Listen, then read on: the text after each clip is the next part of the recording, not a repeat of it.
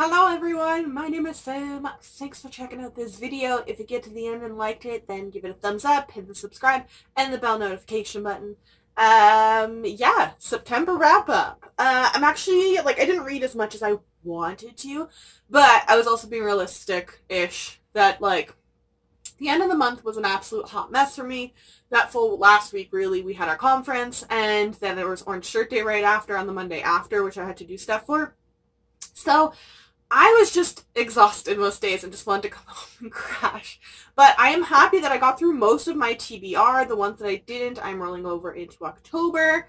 And yeah, we'll see how well organized, crafted / funny-ish the lessons are, because I 100% didn't write any down this month, so we'll see what pops into my head while we're doing this video. So this month I read The Bookish Life of Nina Hill, We Hunt the Flame by Hafsa Faizal. That's not how you say it. I'm sorry. Echo North by Joanna Ruth Meyer. These Witches Don't Burn by Isabel Sterling. The Women's War by Jana Glass. The Downstairs Girl by Stacey Lee. The Kiss Quotin' by Helen Huang is a reread. I tried to read The Merciful Crow, but I ended up DNFing that. Cogheart by... Oh my god, the author's name has completely left my mind. Cogheart. The cover's here with the author name on it, but nothing's ringing a bell. Cogheart. Hashtag Murder Trending by Gretchen McNeil. The Box and the Dragonfly by Ted Sanders or Saunders? Sanders? Probably Sanders, like Colonel Sanders. The Last Word by Samantha Hastings. A Treason of Thorns by Laura Weymouth. The Invasion of the Tierling by Erica Johansson. Spin the Dawn by Elizabeth Lim, right? That sounds right. I think so. The Sisters of Winterwood, or of the Winterwood, and I think it's Rena Ross, but I looked back at videos, and I think I've said her name 14 different ways. But the author of this wonderful book. This Is How You Lose the Time War by two authors that I have zero recollection. Was someone named Max and Andy, something like that? Yeah. The Motion of Puppets, which I don't know if I consider it a DNF or a finish. I started skipping chapters because I was really bored near the end of it. But I read over half of it, well over half of it. So take that at what you will. Bringing Down the Duke by Evie Dunmore as a reread. The Book Thief by Marcus Zuzak obviously is a reread because it's my favorite standalone of all time. Girls with Sharp Sticks by Suzanne Young. Unfortunately, this is a DNF by page 50, I think. It was just not what I wanted to read and kind of felt icky. The Dire King by William Ritter as a reread. Before the Devil Breaks You by Libba Bray. The Wedding Date by Jasmine. I don't know if it's Guillory or Gilroy. I think I keep saying Gilroy, but I think it's Guillory. I should probably figure this stuff out before I start filming. So that requires a lot of forethought that I just do not possess. The Future of Another Timeline by Annalee Newitz. Parsnips Buttered by Joe Lysat as a reread. And lastly, Written in My Own Heart's Blood by Diana Gabaldon. So as always, I guess we'll go from least to most favorite, and I normally don't include any rereads or DNFs because I feel like that's a weird way that I could just keep rereading A Curious Beginning every month and be like, this was the best book I read this month because it's my favorite series. But yeah, so let's start with least favorite. Honestly, I feel like I read a lot of books this month that just were meh to me. But I think one that I went into expecting a lot from, so I felt more disappointment, was The Invasion of the Tierling by Erica Johansson. I think this book was still a 3.5 or 4 out of 5 stars for me for this series. But I kind of explained in my review that I struggled with one of the timelines so hardcore, and I know it was supposed to be the main timeline. And I just couldn't, for lack of a better term, couldn't give a crap about that timeline. I just really was more interested in the Tierling origin stories, which I feel like would have been a much more interesting flashback thing to have, rather than or even just doing a second, I don't know, trying to evenly balance both of the timelines for the whole trilogy. It just seemed like a very weird book that I didn't totally comprehend what was going on, and I wasn't sure that the author knew what was going on. So yeah. Most surprising book is kind of a toss-up this month. Hashtag Murder Trending and The Downstairs Girl. Murder Trending was not a book I don't think I would have read that book if we had not had Gretchen McNeil coming to the TBR and Beyond group for her author chat. And it was just a good, like, to start up this, like, Halloween-y kind of potential season. It's a weird book, but I have been reading so many books the past, like, couple months that are just the same book with a different author and characters with slightly different names. Okay, they are exact same plot points, the exact same kind of conflict, settings, magic systems, all that stuff. And then I read a book set on Alcatraz where we've combined capital murder with reality TV. And as someone who doesn't consume reality TV because I think it's stupid, I would watch this. Actually, one of the mods in the, like, discussion chat thing we had was like, if you could add, like, a murder aspect to any reality TV show, what would it be? And my immediate answer was The Bachelor. I'm sorry, but how much more interesting would that reality show be if at the end, like, it wasn't like you get a rose. It was like, whoever I don't shoot, we're gonna keep, like, seeing how this goes. I don't know. It was such a weird one. And then, like, people kept telling me, like, the second book wasn't even, like, remotely as good. So I was like, do I want to touch it and ruin this book, which was such a surprise, wonderful read for me. It was out of my comfort zone. And, yeah, so this was a very massive surprise love read for me. And then we had The Downstairs Girl. I don't know why I'm doing that. I'll just put it back the picture on here, too. The Downstairs Girl, I just thought it was about, like, a girl, like, struggling and then was going to write, like, an opinion newspaper advice column thing to get going and would probably get some fame or something like that. Maybe kind of the way, like, in The Diviners that their radio person does. But, man, no. This book, like, slapped me in the face with a bunch of, like, we're dealing and talking about racism.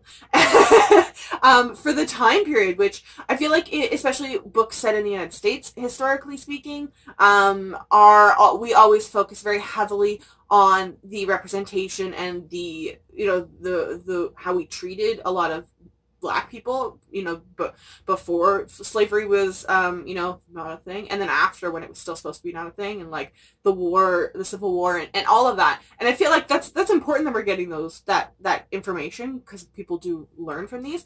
But I feel like we don't talk an awful lot about other minorities. We do the same thing in Canada, where we're like, just pretend we didn't import a bunch of people from Asian countries to build our train systems here, and then treat them like crap, and then put Japanese people in internment camps. Like, I just don't feel like we talk enough about that stuff. So this was a really interesting, just that I wasn't expecting it to tackle what it tackled, and it was a really enjoyable read. Favorite book of the month is a hard one to pick. So I wheedled it down to 3. First one being The Women's War. I wasn't totally sure what to expect from this. And I was afraid it was going to go very, like, man-hatey, which is not what feminism is. So I was really relieved when that does not happen. It was a fantastic book. I returned it to the library and picked up my own copy. And I cannot wait for book 2 to come out. And yeah, this was just, like, a wonderful, very, like, feminism, women taking back power and men helping them against these, like, just evil people. So, yeah. I was also really, really blown away by The Future of Another Timeline. This is the first time I've read anything from Annalee Newitt, so I'm going to have to go back and check out some of her other stuff. But time travel can be, like, I love time travel, but there can be some books where, like, they only incorporate it and the author has no idea what to do with it and it gets messed up. This was not only, like, had some really cool time travel, they set it in a town in Canada where I know where it is. We have a bunch of those towns that are, like, in 2 provinces at once. I don't know why we do that in Canada. We love to do that. So it was cool that happening, and just all the time jumping and picking all these interesting historical time periods. But again, focusing on feminism and specifically looking at the women's rights, not just, like, societal standards, but, like, women's legal rights. And I loved the inclusivity of this book. There is representation all over the board. We have cis, trans, and non-binary. There are Asian, Black, and white characters in here. And that was another big thing. There's multiple Jewish characters. So it packed so much into such a short book. And the time jumping and everything was just really, really good. And I just noticed it's blurbed by Will Wheaton. So that's like a good thumbs up. I don't know anyone else on the blurbing in the back, but we all know who Will Wheaton is. So yeah, I was so hyped for it, and it did not disappoint. And lastly, I think if you twisted my arm and made me pick just one of my favorites, this would have been it. Before the Devil Breaks You by Libba Bray. We all know how I feel about the covers of this series. This is another book that I did not comprehend because of well, honestly, the publisher didn't do a good job marketing this series as a whole. I did not comprehend how much representation there was in this, and all of the topics it deals with. We have the big kind of overarching, it seems to be continuing through this whole thing, is interracial relationships in the 1920s. We had another character who all but came out as asexual, whilst having a potential romance between a female and another female. I thought that was really interesting because we don't really have, it's the 1920s, right? Those terminologies aren't, you know, thrown out around the way they are now. So I was like amazed that like I read that and I was like, wait, what? And like reread it and I was like, oh my god! Like this just whole series has so much different representation in it. The plot is fantastic. All of the different powers, how all these characters have their own plots and then they don't get overshadowed by each other. All of them are really good plots. I didn't see anything problematic. I felt for all the characters despite having a large cast. The mysteries keep getting like creepier and creepier. The like Dark Lord guy is getting weird. We go onto an asylum where there's like people are being possessed, and like it's just such like, I always looked at these books and I was like, why are they so big? Is also like, why can't they pick a cover? Like, does the author not know where the book is going? What's going on? No, the publisher just did really dirty to this author, this marketing. The series just, I really need them to fix the covers for Pete's sakes, or do like anniversary editions or something so I can justify buying them. Stop being stupid and ill marketing. It's the same thing with like, what was that book that I was ranting about in my TBR video?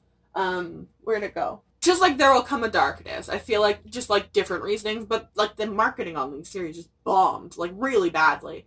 So yeah, but Before the Devil Breaks You, this whole series is really good. It's definitely, I feel like I heard a lot of people talking about it, so I don't know that it's underhyped, but I feel like we should market it as such, that it is a very diverse, historical fiction paranormal mystery that does not shy away from topics of being set in the 1920s, which I feel like a lot of authors love to set books in historical time periods and then just not deal with all of the problem content in those time periods. We have lots of problem content now in contemporary society. So, yeah. Lessons this month. I mean, now that I'm looking at my TBR pile, we need to talk about this whole, like, someone put on one of my videos too of like, technically it's this Rising Sun East or whatever the heck that story is called, which is a retelling of. We need to talk about this whole concept of call it whatever you want, but the Beauty and the Beast retellings, okay? We need to have this discussion because I was already like, oh, so Echo North is just a Beauty and the Beast retelling. It is. That is legitimately what it is.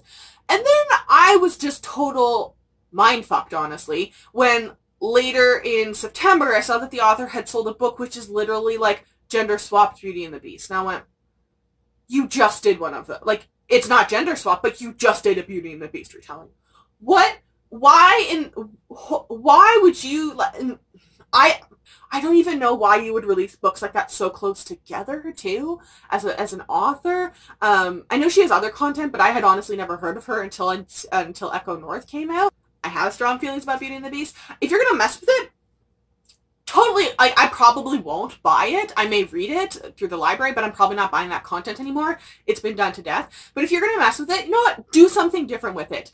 We have one coming out with set in a boarding school, prep school, and there's like a family rivalry. It sounds like it's incorporating a bunch of different other tropes in there, and the main character is brown and just giving us more racial diversity with those stories. Fantastic. They also just announced one that Disney Hyperion is doing, that they're taking Disney princesses and putting them in historical settings to make them monarchies. And of course, they're starting with Beauty and the Beast. And they're messing with the French Revolution. That is something I'm very curious with because of the time period of Beauty and the Beast, like the original story.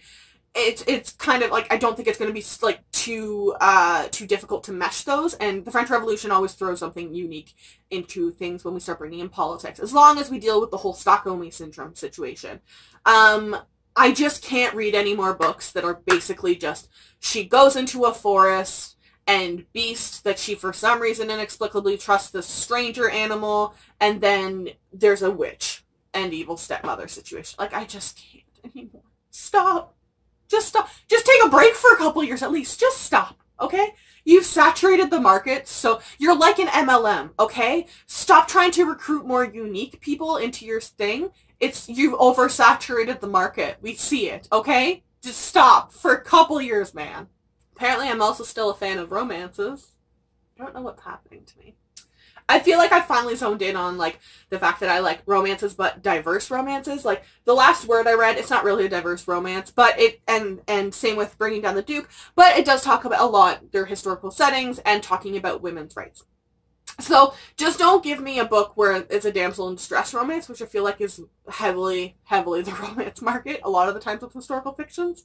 Don't come near me that with a 10-foot pole. Same thing with, like, contemporaries where, like, it's just people falling in love. It just doesn't interest me whatsoever. Give me diversity, and I seem to just suck that stuff up. So another lesson, I feel like we need to just generally get better at marketing books and, like, hyping up wonderful things about it. I don't feel like I like books for very rare reasons. Like, I'm not, like, it's not one of those, like, I'm not like the other girl situations. I feel like we all generally want relatively the same things, but people are just bad at marketing things. So perfect examples, Before the Devil Breaks You. I'm also kind of beyond pissed that I didn't know that, I don't know if it was ever marketed as such. I definitely didn't see any marketing as such, but The Sisters of the Winterwood, that was about the Jewish pogroms. Like, all of this stuff is just, they should probably just, like hire contract book clubs to start doing it, because I'm at the point of, like, I just don't comprehend why publishers market things the way that they do, because none of it makes sense. And, like, if you're professionals, like, y'all should know this stuff. Like, why do the covers, none of the covers of the, like, 1,400 covers that they've put on the Diviner series emphasize that this is a freaking hella diverse cast? None. Not a single one of them. Like, oh yeah, that's another thing. Before the Devil Breaks You, there's someone who is, like, had polio too, so they're on crutches. Like, there's just so much representation in that series, and I'm beyond angry on behalf of that author that publisher did that series so dirty.